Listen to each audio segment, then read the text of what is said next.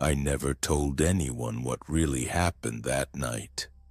Not my family, not even the police, but I need to get this out because I still can't sleep without checking every corner of my room first. It was August of 2019 and I was driving from Phoenix to Seattle for a job interview. I'd mapped out the whole trip, planned my stops, booked decent hotels along the way. But somewhere in eastern Oregon I made a stupid mistake. I'd been pushing myself too hard, trying to make good time, and by the time the sun started setting, I was nowhere near my reservation. My eyes were burning, my back ached, and I knew I couldn't make it another 3 hours safely. That's when I saw the sign, weathered blue paint, half the letters missing. Motel vacancy. An arrow pointing down a dirt road that disappeared into a cluster of pine trees. I should have kept driving. Should have pulled over and slept in my car if I was that tired. But the thought of a bed, a shower, maybe some vending machine coffee, it was too tempting. I took the turn. The road was worse than it looked, pitted with holes that made my suspension creak. It went on for almost 2 miles before the trees opened up into a clearing. And there it was, a horseshoe-shaped building, single-story, maybe 12 rooms total. The paint was the same faded blue as the sign, and most of the windows had curtains drawn. Only 2 cars in the lot, both covered in dust like they'd been there for weeks. The office was attached to the far end. Through the window I could see a small lamp on the desk, but no one inside. I parked near the door and got out. The air smelled wrong. Not bad exactly, just stale, like nothing had moved through this place in a very long time. A bell chimed when I pushed open the door. The office was tiny, cramped with old furniture and stacks of yellowed newspapers. Behind the desk sat a man, maybe 60, with gray hair slicked back and reading glasses perched on his nose. He looked up at me and smiled, but it didn't reach his eyes. "Need a room?" His voice was dry, scratchy.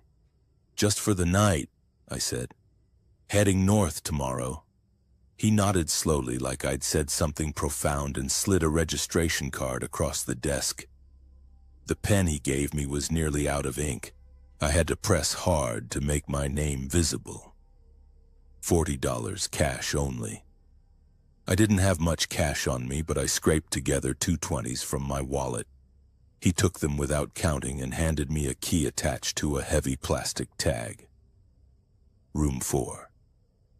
"Checkout's at 10, he said, then went back to whatever he'd been reading, dismissing me completely.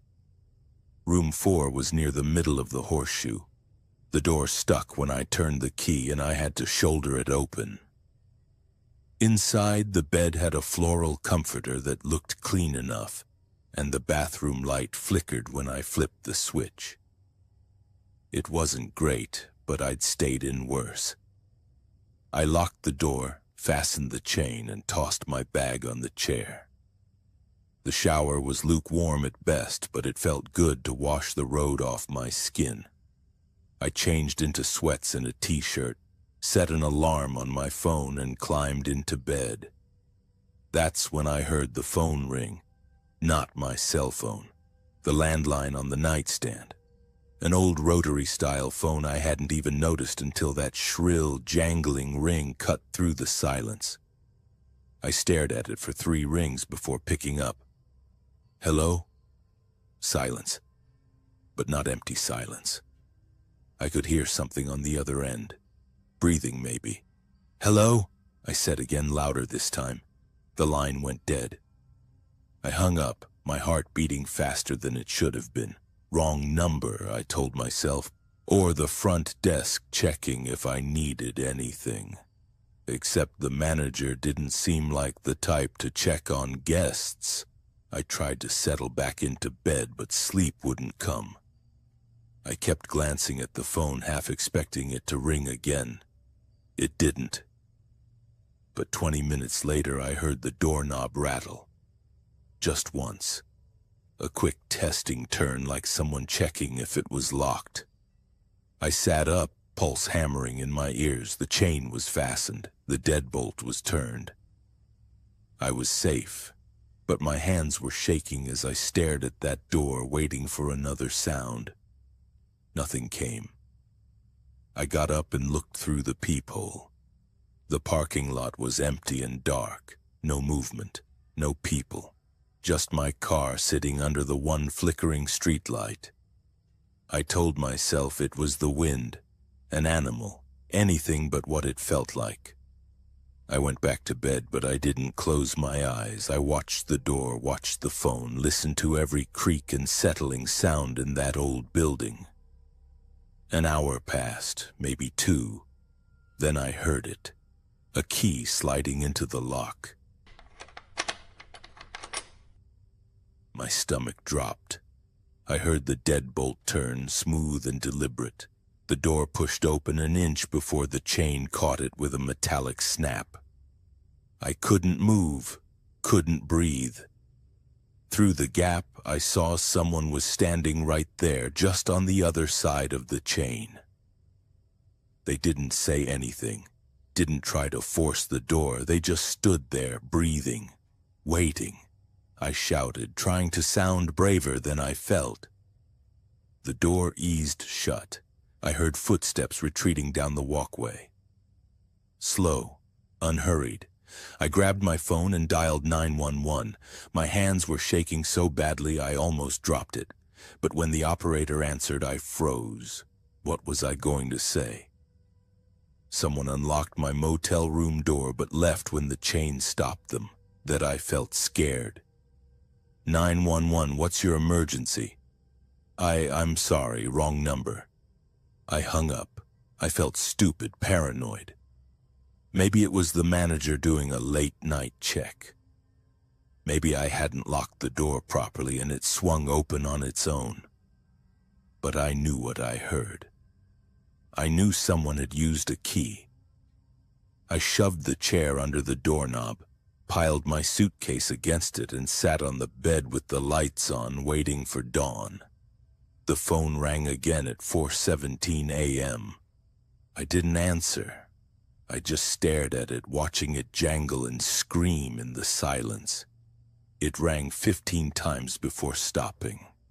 When the sun finally came up, pale and gray through the thin curtains, I grabbed my things and left. I didn't check out. I didn't ask for a refund. I just got in my car and drove. I was 5 miles down the highway when I realized I still had the room key in my pocket. And sometimes late at night I can hear that phone ringing.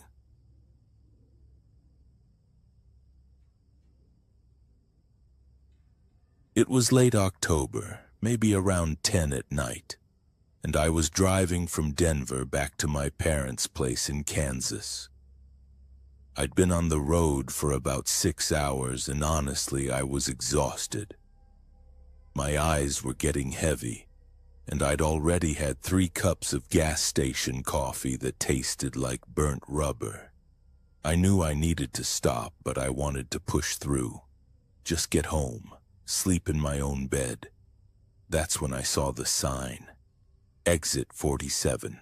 Next service is 83 miles, 83 miles. I did the math in my head. Another hour and a half, maybe more. I rubbed my eyes, felt the car drift slightly to the right, and that scared me enough to make the decision. I took the exit. The ramp curved down into absolute darkness. No streetlights, no buildings. Just my headlights cutting through the night and empty fields on either side. I started second-guessing myself immediately, but I kept going. About 2 miles down this narrow 2-lane road, I finally saw it. A motel. The sign said Evergreen Inn, but there wasn't a single tree anywhere near the place. Just flat land and this long single-story building with maybe 12 rooms. The neon sign flickered, half the letters burnt out. There were only 2 cars in the parking lot. An old pickup truck with a rusted bed and a sedan that looked like it hadn't moved in weeks, covered in dust. But I was tired, so tired, and the thought of driving another hour made my whole body ache. I parked in front of the office and went inside. The door stuck and I had to shove it open with my shoulder. A bell jingled somewhere above me. Behind the desk was a woman, probably in her 40s, with thin gray hair and eyes that didn't really look at me. She was watching a small TV in the corner, some old western with the volume way too loud. "Need a room?" I said. She didn't respond right away, just reached under the desk without looking and slid a clipboard toward me. The pen attached to it was chewed at the end. $42, she said. Her voice was flat, like she'd said those words 1,000 times and stopped caring somewhere around the 100th. I filled out the form, paid in cash, and she handed me a key. An actual metal key, not a card. Room 7. I thanked her, but she didn't acknowledge it. Room 7 was at the far end of the building. I grabbed my bag from the car and walked down the concrete pathway. The lights above each door were dim and a couple were out completely. When I got to my room, I noticed the door to room 6 was slightly open. Not wide open, just cracked about an inch. The room was dark inside. I unlocked my door and stepped in. The room was exactly what you'd expect. One bed with a floral comforter that had definitely seen better days. A TV bolted to the dresser. A bathroom with a stained sink. The air smelled stale, like it had been closed up for weeks. I locked the door behind me, checked the deadbolt twice, and tossed my bag on the chair. I thought about taking a shower, but honestly, I just wanted to sleep. I texted my mom, told her I'd stopped for the night and would be home in the morning. Then I plugged in my phone, turned off the light, and got into bed. The sheets were rough and smelled faintly of bleach. I closed my eyes. That's when I heard it, a low humming sound. Not mechanical, not the heater or the fridge. It sounded human. Like someone humming a tune, but with no melody, just the same note over and over again. It was coming from the wall behind my head. Room 6. I sat up, listening. The humming continued for maybe 30 seconds, then stopped. Silence. I waited, my heart beating a little faster now. Maybe someone was just settling in for the night. Maybe they were on the phone and didn't realize they were making noise. I lay back down. Then I heard the scraping. It was soft at first, like fingernails dragging slowly across the wall. Long, deliberate strokes, down, then up, right behind my headboard. I got out of bed and stood in the middle of the room staring at the wall. My phone screen lit up. 11:47 p.m. I grabbed it and turned on the flashlight, shining it at the wall like that would somehow help. The scraping stopped. I waited. 1 minute, 2 minutes, nothing. I tried to convince myself it was pipes, old building, bad plumbing, maybe an animal in the walls. I'd heard stories about rats in cheap motels. I got back into bed, but I didn't close my eyes this time. That's when the knocking started. 3 soft knocks on the wall. Then nothing. Then 3 more. My whole body went rigid. That wasn't pipes. That wasn't an animal. I didn't move, didn't breathe. The knocking came again, but this time it was faster, harder. Then it moved. It traveled along the wall from behind my bed toward the door. like someone was walking along the other side, dragging their knuckles against the drywall as they went. I grabbed my phone and stood up. My hands were shaking. I thought about calling the front desk, but what would I even say? Someone's knocking on the wall? That sounded insane. The knocking stopped right at the corner where the wall met the door. And then I heard the doorknob rattle. Not my doorknob. The one to room 6. I moved toward the window and pulled the curtain back just enough to see outside. The door to room 6 was still cracked open just like before. But now I could see movement inside, a shadow shifting in the darkness. I stepped back from the window, my heart pounding so hard I could hear it in my ears. Then my doorknob started to rattle. Slow at first, just a slight turn like someone was testing it. Then harder. The whole handle shaking, I ran to the door and pressed my weight against it, even though I knew it was locked. The rattling stopped. Silence. I stood there, my ear against the door, listening. I could hear breathing, right on the other side. Slow, wet breathing, like someone with a congested chest. Then a voice, low and raspy. "Let me in."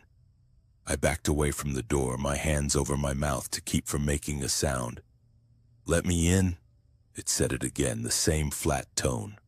No emotion, no anger, just a request. I didn't answer. I couldn't. I heard footsteps then moving away from my door. Slow, dragging steps on the concrete outside. I ran back to the window and looked out. There was a man standing in the parking lot, barefoot. His back was to me and he was just standing there, completely still, facing the empty road. I watched him for what felt like forever. He didn't move, didn't turn around. Then slowly his head started to tilt back, farther and farther until he was staring straight up at the sky. His arms hung limp at his sides, and he started humming. That same low, tuneless hum I'd heard through the wall.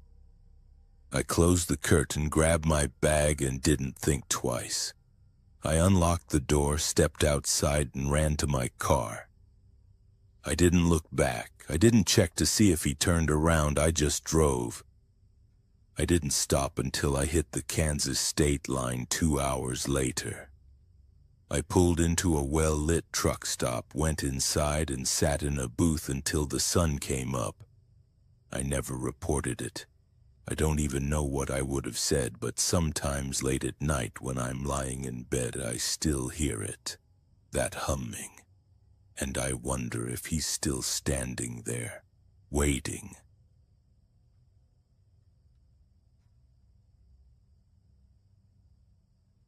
I don't stay in motels anymore.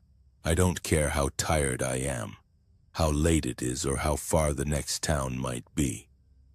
I'll sleep in my car on the side of the highway before I ever check into another roadside motel.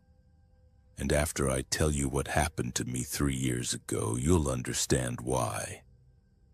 It was late October and I was driving back home to Ohio from a work conference in Tennessee. The plan was simple.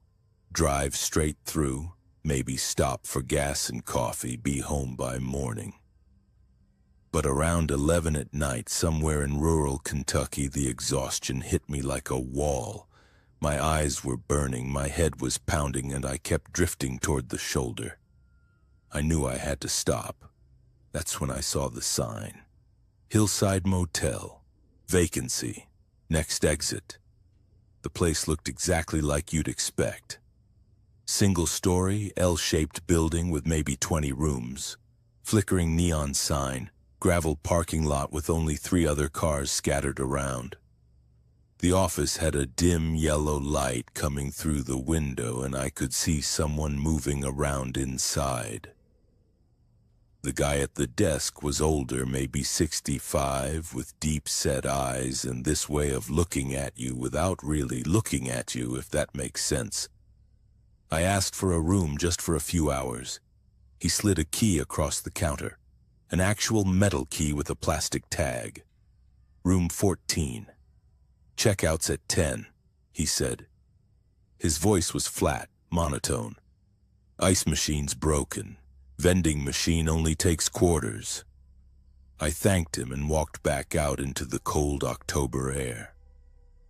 Room 14 was at the far end of the building, last room on the left. The door was painted this faded turquoise color, peeling and cracked. I unlocked it and stepped inside.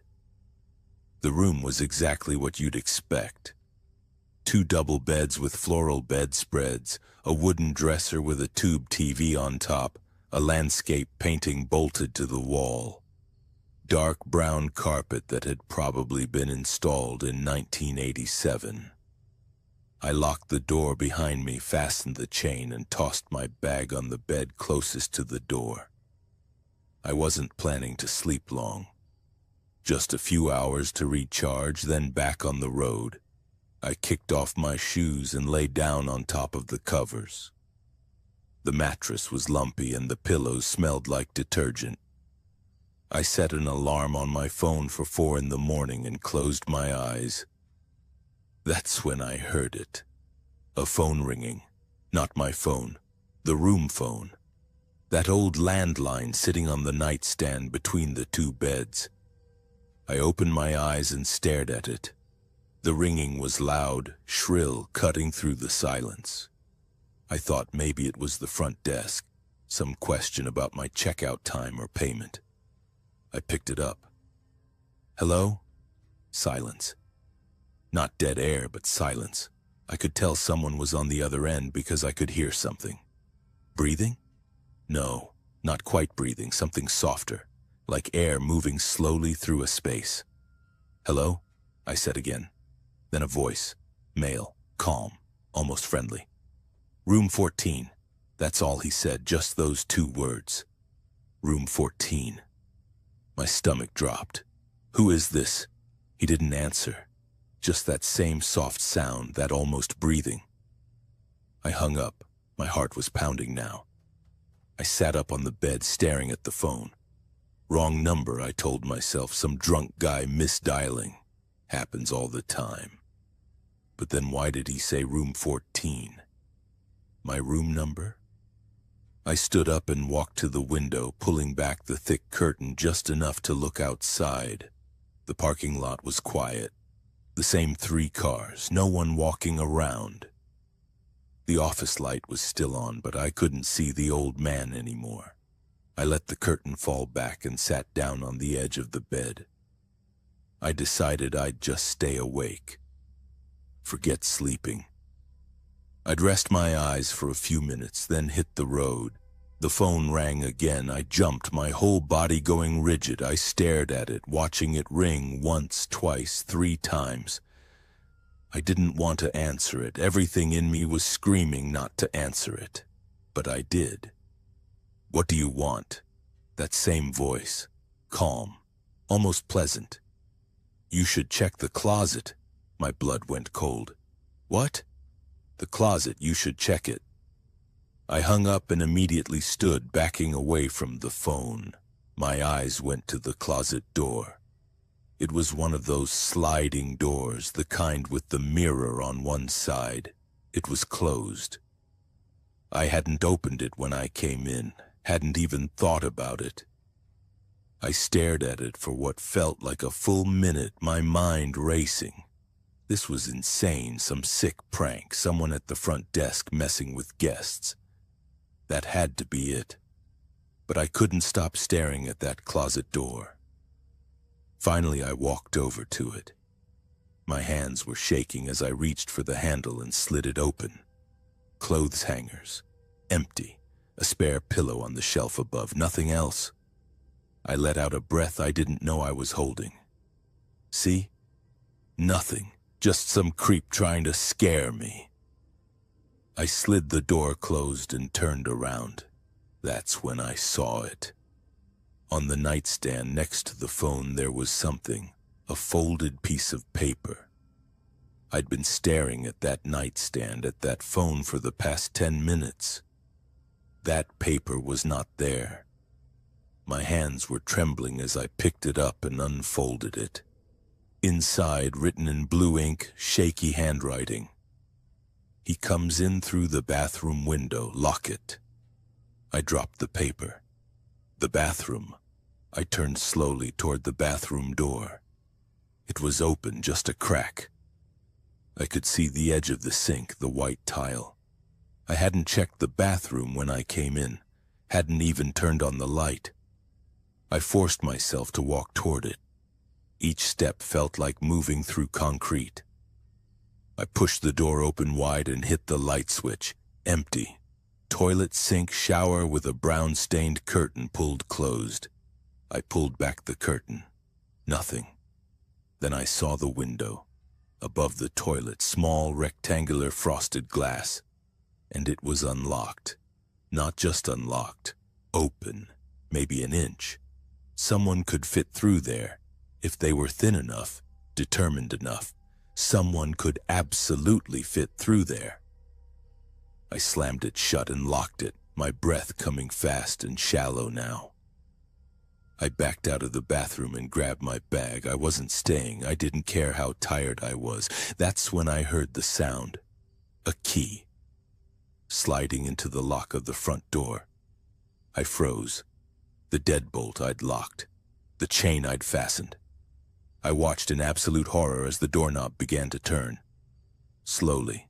Testing. Then a knock. Soft, almost polite. "Maintenance," a voice called from outside, not the old man's voice. Younger. "Need to check the heater." I didn't answer. I didn't move. Another knock. Harder this time.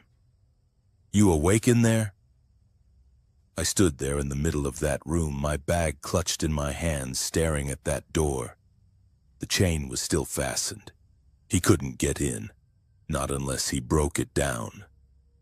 The knocking stopped. I waited. 5 minutes. 10. Silence. Finally, I crept to the window and looked out through the curtain. I could see someone walking away from my door. A man in a dark jacket, hands in his pockets. He walked slowly across the parking lot, not toward the office, but toward the woods behind the motel. Then he disappeared into the trees.